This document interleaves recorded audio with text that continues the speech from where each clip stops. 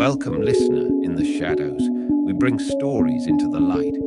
Join me as we explore the encounters no one speaks of and the things that watch from the dark.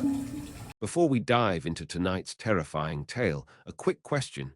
Do you dare wear the fear? Our exclusive Shadows merch is here.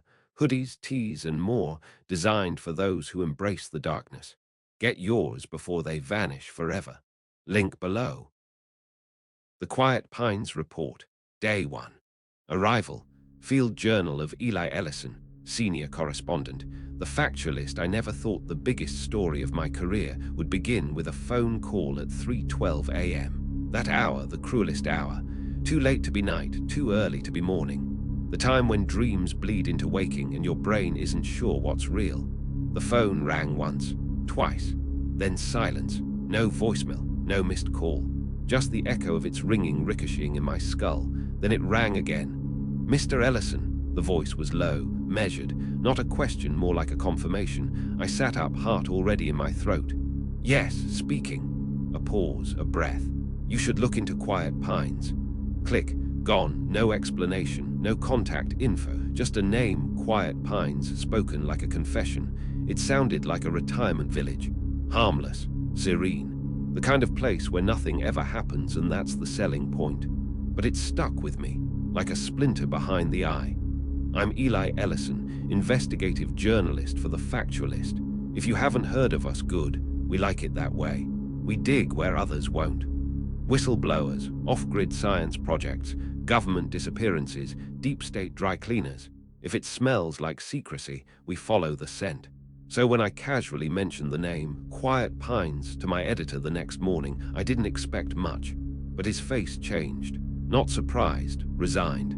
Like I'd said something he'd been waiting to hear. "You'll go," he said. Just like that. He didn't ask if I wanted to. He didn't offer backup, insurance, or even hazard pay. Just handed me a file, mostly redacted, and looked me dead in the eye. Take a small team, assume surveillance, assume danger. And Ellison, yeah, don't trust anyone. We drove in under cloud cover. I brought two with me. Camilla Vargas, documentary filmmaker, used to be a war correspondent. Now she points her lens at things no one else will. She doesn't flinch. Darryl Clegg, field tech and signal freak, wears tinfoil under his beanie. I trust him more than most people. Quiet Pines didn't appear on any GPS. It didn't appear on any map. But it existed, wedged deep in the Tennessee backwoods like a tick under skin. The road narrowed to a single lane. The trees leaned in, arching like ribs overhead. Fog clung to the asphalt, thick enough to taste. Pine, mold, something metallic. Then we saw it. A hand-carved sign, "Welcome to Quiet Pines Est." 1891, a place to be still. Still, yeah, that's one way to put it. The town was small, one street, 24 homes, no chain stores, no gas station. Just hand-painted businesses, Maud's Diner, Johnson and Sons Apothecary, Town Hall, and people who stopped what they were doing when we passed. Not subtly either, just stopped and stared. Camilla kept filming. Darryl ran a silent scan with his custom rig, looking for hidden cell towers, signal jammers, or any kind of surveillance. I just watched. Noticed the little things. Too little noise. No dogs barking. No music from open windows. And every person we met had the same smile, strained, unmoving, like a mask pulled too tight. "Folks here for the springs?" an older man asked as we passed. I blinked. "Springs. Best water in the state. Government even tested it. Said it's got properties no one's ever seen." He smiled. Held it a beat too long. Then walked off, whistling a tune I couldn't place. That night, we settled into a rental cabin on the edge of town, cash only, from a woman who wouldn't meet my eyes. No cell signal, no internet, just creaking wood, a narrow fireplace, and a ham radio Darryl swore by. We made camp like we always do, quietly, carefully. Then Camilla started digging through public records, and that's when things began to click. Over the last 20 years, millions in environmental research grants had been funneled into this town. The money came from obscure agencies, then through a known shell org, the Department of Biological Advancement and Integration. We knew that name. It doesn't build hospitals, it builds test sites. And Quiet Pines, Too quiet, too clean, too perfect. Something here was pretending to be normal, and that was what scared me most. Day 2, settling in, we woke to fog again. Thick and sour, like the town was exhaling something it couldn't hold in. Darrell called it lung rot air. Camilla called it cinematic. I just called it wrong. The town looked the same in the daylight, clean, calm, and eerily curated, but there was a hollowness behind it.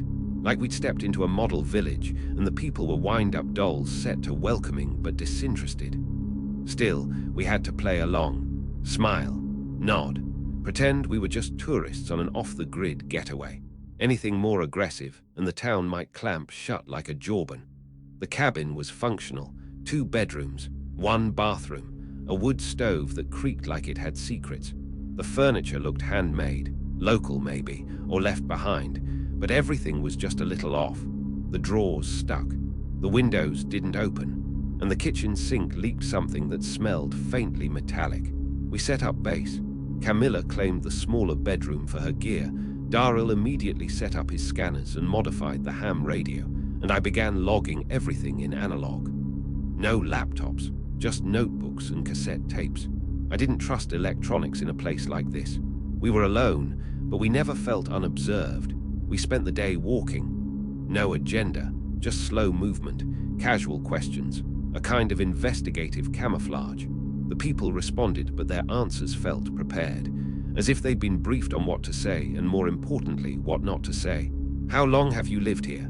Oh, all my life. Quiet Pines is home. Ever leave? No need to. Everything I need is right here. Everything. Need. Right here. The same phrases over and over, like someone had printed a script and handed it out. One woman we met outside the apothecary had perfect posture and a hollow stare. She kept adjusting the sleeves of her sweater as if something beneath was irritating her. I asked about the springs. Government came years ago, she said, voice soft. Took samples, ran tests, said it was special. Very good for us. Then she smiled, the kind of smile that never reaches the eyes. Camilla filmed everything. She's good at that, capturing the moments you'd otherwise forget. A flicker in someone's eye, a glance that lingers too long, a hand that doesn't shake quite right when offered. She said something to me later that stuck.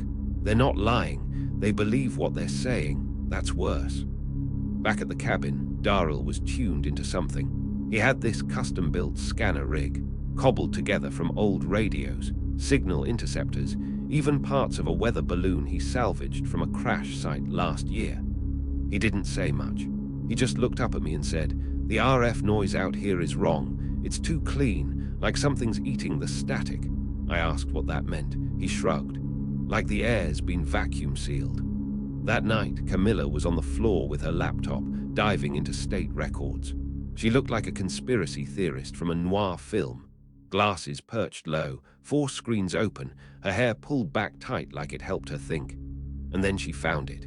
20 years of government funding traced to Quiet Pines, all under environmental research initiatives. But here's the kicker: no visible results. No new labs, no schools, no water treatment plants, no public infrastructure improvements of any kind. Yet nearly $1.2 million had been routed here through a series of front orgs. And one name stood out like a bruise: the Department of Biological Advancement and Integration. We knew it well. It doesn't have a public office. It doesn't have a website. It doesn't exist on any budget until you know how to look sideways at the books. They don't build. They implant programs, prototypes, experiments in ecosystems no one will miss. Darrell leaned over the screen and whistled low. Guess we're the lab rats now. I stepped outside for air. The town was quiet, but not peacefully so. The kind of quiet where every creak of a branch makes you jump. Where you get the feeling something is listening, just out of view. That fog, still there. And through it I saw something, or someone, standing at the edge of the woods, watching. I blinked. Gone. I told myself it was nothing. I'm lying to myself more lately. It's easier than asking the real questions. Camilla turned in early, said she had a headache. Darrell stayed up late, hunched over his radio, mumbling about magnetic anomalies and noise patterns that breathe wrong. I lay in bed, staring at the ceiling. The cabin creaked. The air was thick, and something scuttled in the crawl space beneath the floorboards, too heavy for rats, too deliberate for plumbing. I told myself it was the house settling, and then I heard a sound like someone exhaling just below my bed. I didn't sleep. Day 3, symptoms. The morning began with birdsong, but not real birdsong, not quite.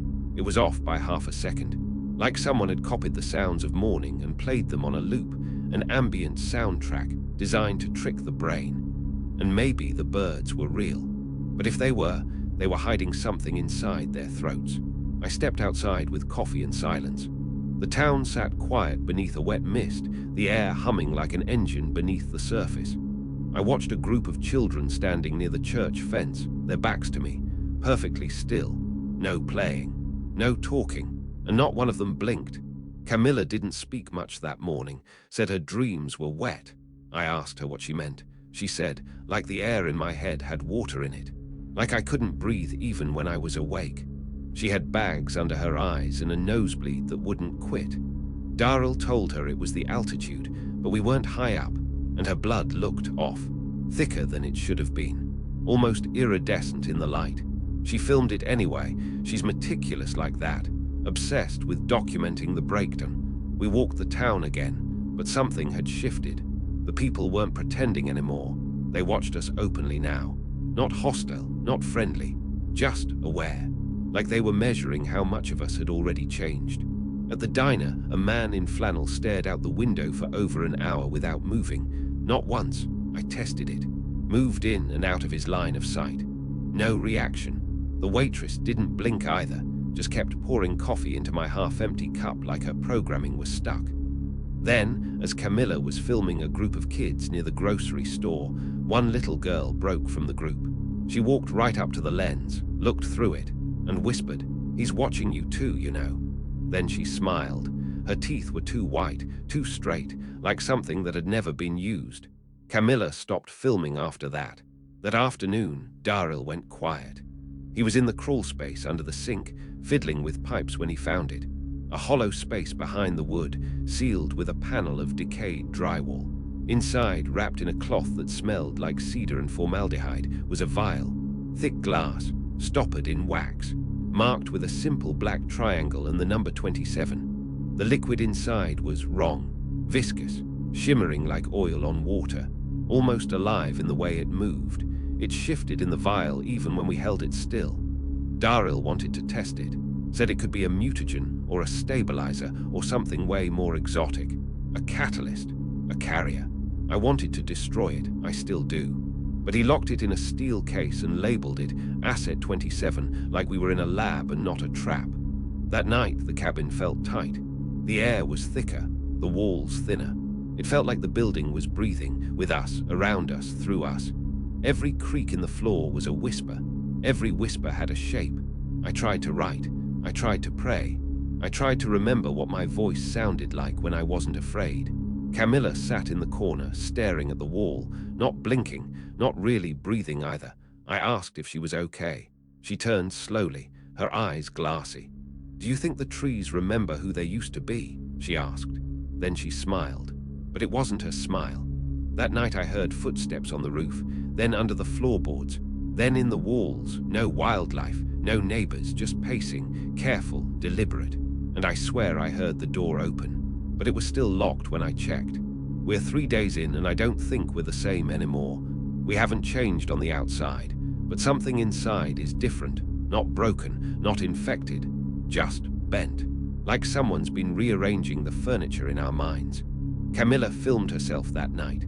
I found the footage after she fell asleep on the floor. She was whispering in reverse, mouthing numbers with no audio, staring at the lens like she was waiting for something behind it. And in the corner of the frame, barely visible in the static, a shape, tall, thin, watching her from the shadows behind the window. Darrell's drawings have changed too. He used to sketch blueprints and radio towers. Now he draws spirals, over and over, in ink, in charcoal, even into his skin. When I asked him what they meant, he just laughed. "They're not symptoms," he said. "They're invitations." I ended the day in the bathroom, looking at myself in the mirror. Nothing seemed wrong, not at first.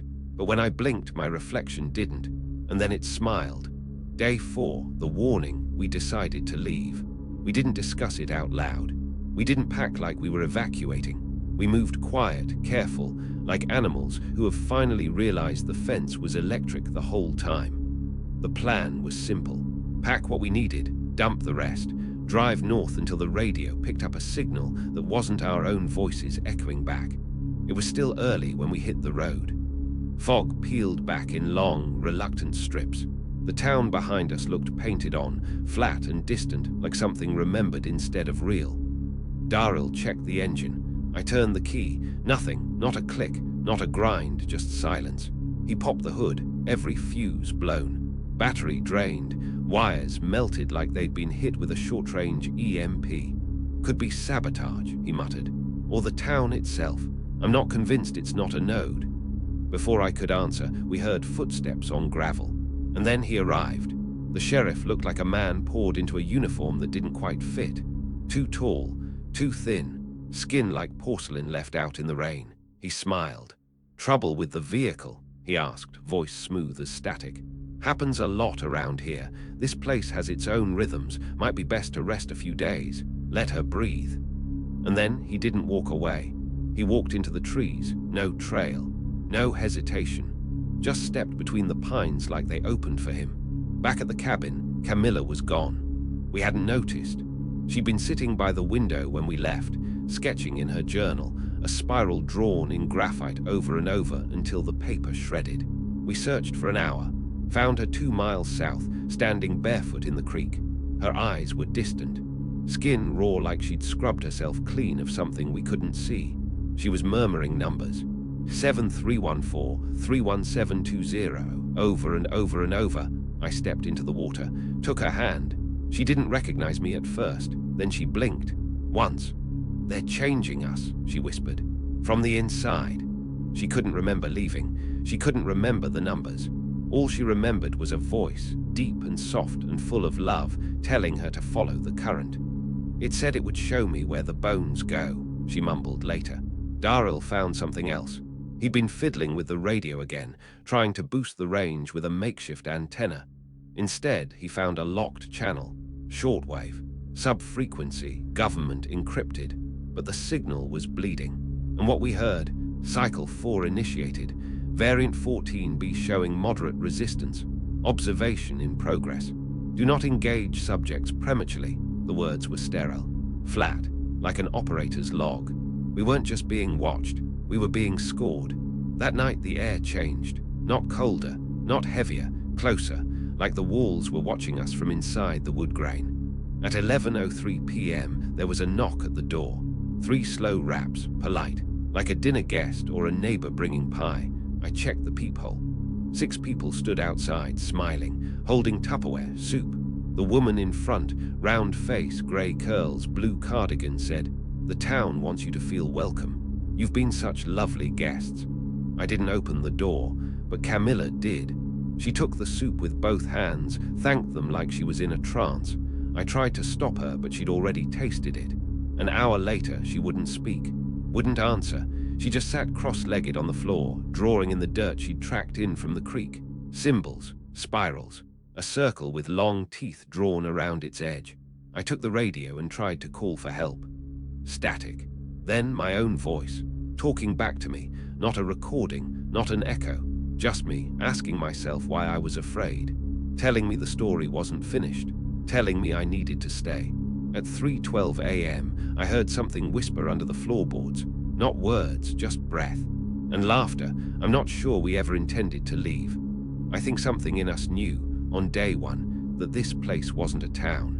It was a pressure chamber, a biological filter, a maze you don't realize you're solving until the walls close behind you. Day 5, exposure. The town has stopped pretending. We thought we'd seen it all by now. The polite smiles, the polite pauses, the polite silences, the unnatural stillness of the townspeople. But now it's different. Now they don't try to hide it. I should have known when I woke up to find all of them, every last one, standing outside the cabin.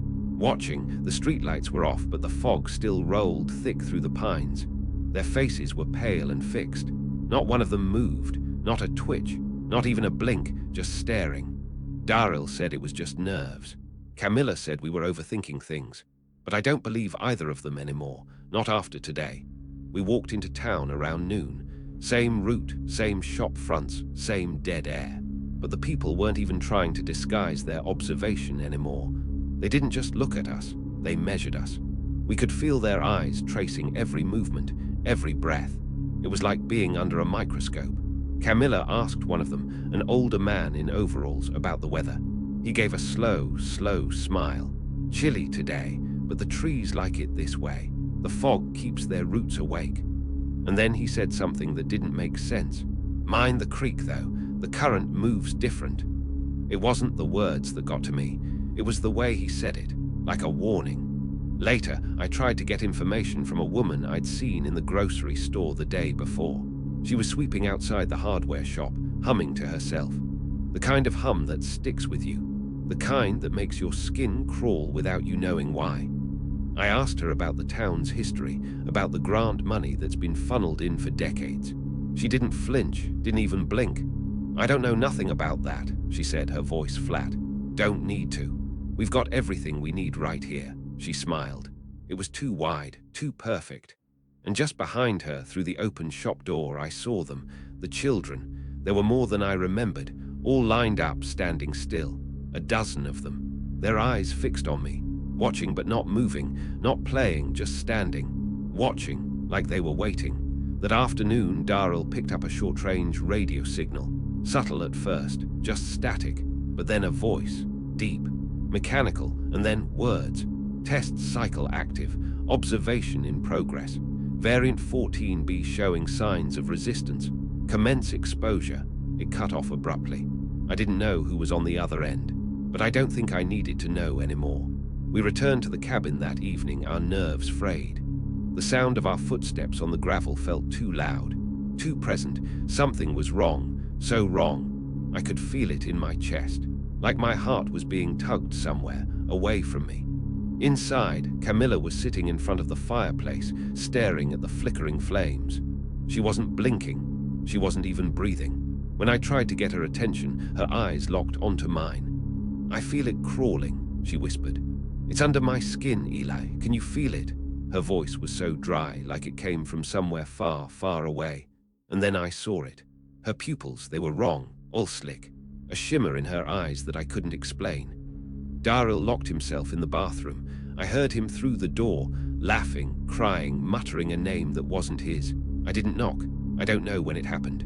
But at some point, the town stopped pretending it was just an observation. It became an intervention. The children were outside, standing like sentries at the edge of the woods. They were waiting for something. I didn't know what, but I felt the weight of it pressing against my chest. Later, Camilla tried to speak again, but it wasn't Camilla. She whispered the numbers. 7314, 7314, 31720, over and over, like a chant. I tried to stop her, but I couldn't. Her voice wasn't her voice anymore. It was calm, detached. And behind her, in the reflection of the window, I could see something I didn't recognize. Her body shimmered, like there were other things inside of her, things that weren't meant to be seen. At some point, I found myself alone in the kitchen, staring at my reflection in the knife block. I don't remember how long I stood there. When I blinked, my reflection didn't. It smiled. The townsfolk began to speak in whispers, their voices leaking through the walls at night, their words jumbled, tangled in a language I couldn't place. I tried to understand. It wasn't meant for me to understand. The worst part, we're still here, we haven't left yet. Day 6, no escape. We should have left when we had the chance. That's the only thing I can think about now. That's the only thing that matters, but it's too late. It's always too late. I thought I could get away. I thought if I kept moving, kept recording, kept my head in the game, I could see it all. I could break the story open, tear it apart, and escape with the truth, just like I always have. But not here, not in this place. When I woke up this morning, I knew we weren't alone in the cabin. Camilla was sitting at the table again, her back to the window, her hand drawn in a tight circle on the table's surface. Her skin had changed. It had gone wrong. It wasn't the worst part. The worst part was her eyes. She wouldn't look at me. She couldn't. She was too far away from me now. The body in that chair wasn't her. Not really. I think she's lost the ability to recognize herself. She feels like she's been replaced, like something else has burrowed into her skin. I've seen that look before, in animals, in the way they look at you just before they snap. I had a moment of clarity this morning. It wasn't mine. We had soup again, soup. They brought it this time uninvited, knocked on the door like a breath too close. I didn't open it, I couldn't, but Camilla did. She ate it. She doesn't speak anymore. She doesn't even look at me. Her fingers twitch, always drawing those spirals. That damn symbol. A circle inside a circle inside a circle. I don't even know if she knows she's doing it. We're trapped. It wasn't the weather. It wasn't the road. It wasn't the car breaking down. It was the town. It was always the town. The sheriff showed up again. He didn't knock. He just appeared in the doorway, standing there like he had always been there. His smile was the same, too wide, too perfect. The waxy face that never moved, like a mannequin that had forgotten how to blink. "We're all part of it, Eli," he said. His voice was too smooth, too friendly.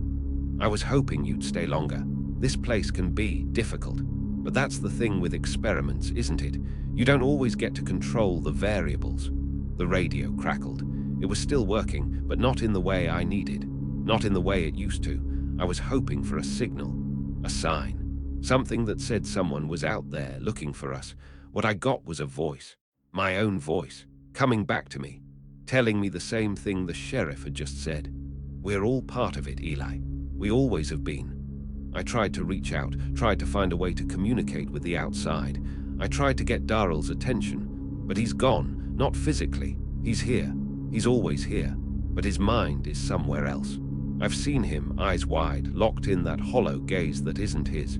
I've seen him whispering a name, his name, but it's different now. Something is speaking through him. I found him in the kitchen last night. He was slicing vegetables with an eerie precision, his hands moving without him. It was the same motion, the same knife, the same cutting board, but he wasn't cutting vegetables. The town knows we're here. They know. And now they want us to stay. They brought us something this time. Not soup, not food, a book. It was wrapped in twine. Old, faded. The pages were yellow, the ink running in places like it had been soaked in water. I opened it. At first I thought it was a journal. Maybe someone's log of experiences here, written long before ours. The first page was a map. The town, the land, the creek, the woods. And then it changed. The words shifted. The ink bled into different shapes. It wasn't a map anymore. It was a diagram, a complex circular design, an experiment, a containment field. The title read, Vessel Integration Protocol, Quiet Pines 2.0. I tried to burn the book. I really did. I took it outside. I tried to set it on fire, but the flames wouldn't touch it. The book had shuddered, like it was alive. It didn't burn. I ran back inside. The walls were closing in. The trees were leaning toward the cabin. I could hear their whispers. I don't know how much longer I can stay awake. I feel like I'm losing time. There was a knock tonight. Again, 3 slow raps. The children, all of them, standing at the door, watching, waiting. I haven't opened the door, but I think it's too late for that. They're changing us. I can feel it. I'm not sure what part of me is left anymore. I'm writing this down because I don't know if I'll remember. I don't know if any of us will. But I need to leave this somewhere, just in case. Just in case someone hears it. Don't come here. Don't trust the children. Don't drink the water. And don't eat their soup. Day 7. Revelation. I should have known. I should have understood from the moment I got here that there was no leaving this place.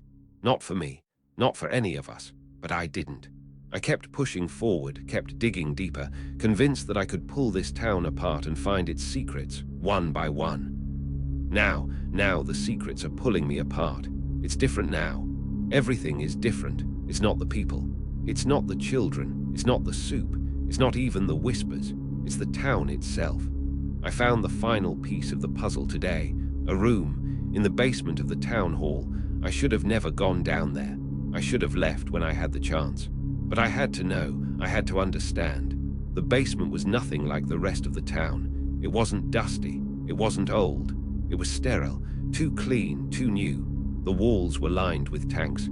Large glass cylinders, all filled with a clear liquid that shimmered like oil. Inside each tank something moved, something alive, something wrong. I moved closer to one of the tanks. Inside, it was like looking at a reflection of myself, but twisted. The figure inside was me, but it wasn't. It was me, but it wasn't. It was distorted.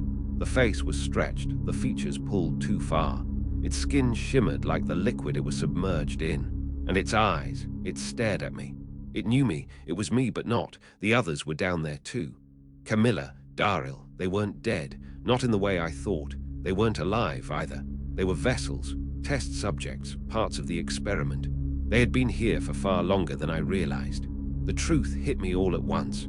The town, the people, the fog, the creek, the water, it was never about the town. The town is the vessel. The people here are the vessels. The experiment isn't about observation. It's about integration. It's about replacing. The trees, the water, the soil, the animals, the children, they are the hosts. The bodies aren't the end goal. The consciousnesses are. The moment I realized that, I could hear it. The song. It was coming from the trees, from the ground, from the water. It was the same song that had been playing in my head since I arrived, but now I could hear it clearly. I could feel it. It's the call. It's the pulse of the town, the rhythm that everything moves to, the reason the locals don't blink, the reason they don't look away, the reason the children stand still and wait. I tried to leave. I tried to run. But I could feel it. I am part of it now. I've always been part of it. When I turned around, I saw them standing at the top of the stairs. All of them, the sheriff, the townsfolk, the children. They weren't watching me anymore. They were smiling.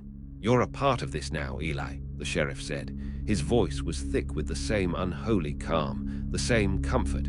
"It's always been this way. You knew that when you walked through the door." I tried to scream, but the sound didn't come out. Camilla wasn't Camilla anymore. Her body was there, but she wasn't.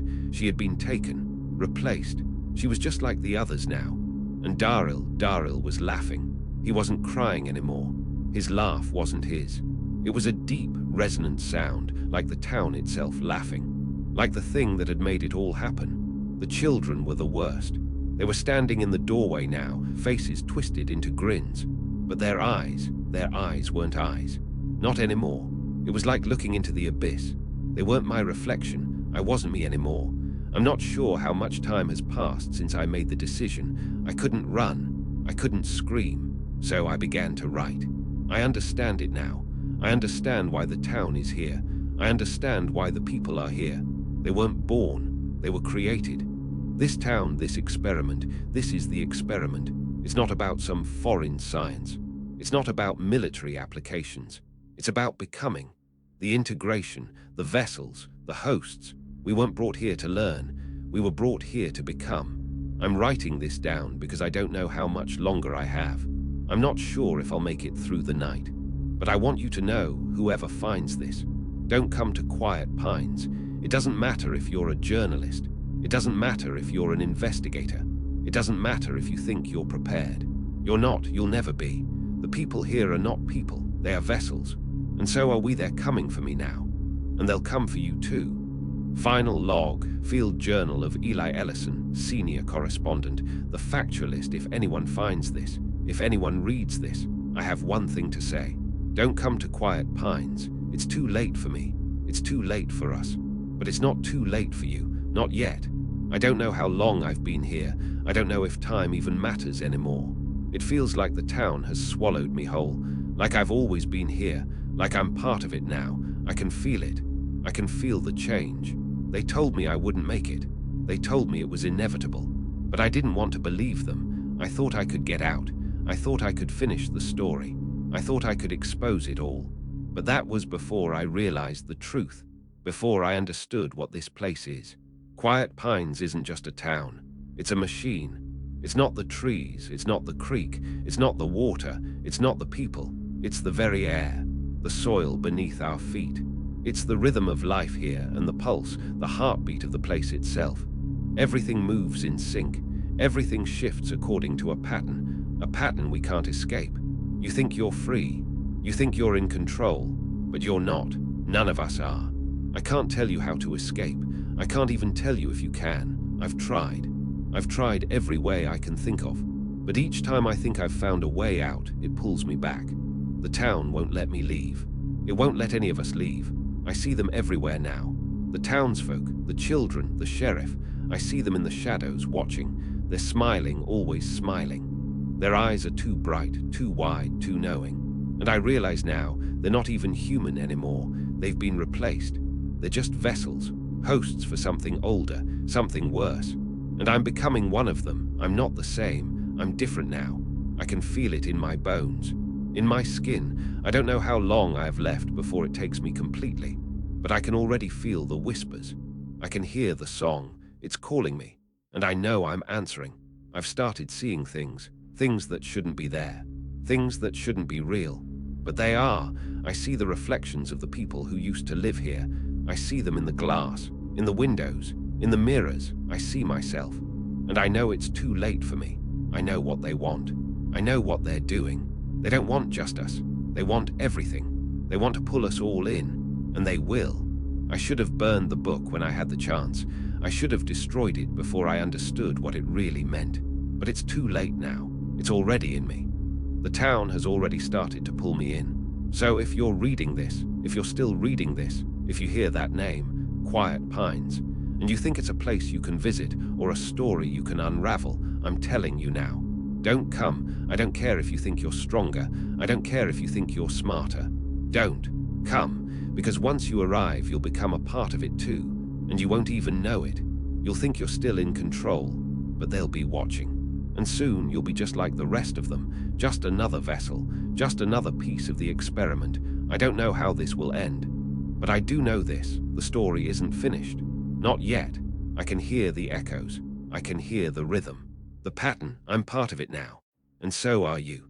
The shadows of Quiet Pines will always be waiting. You made it back for now, but the things in the dark never truly leave, do they? They watch, they wait, and perhaps they remember you now too. If you want to hear more, if you dare to listen again, step back into the shadows. Like the video, subscribe, but know this: some doors once opened do not close so easily.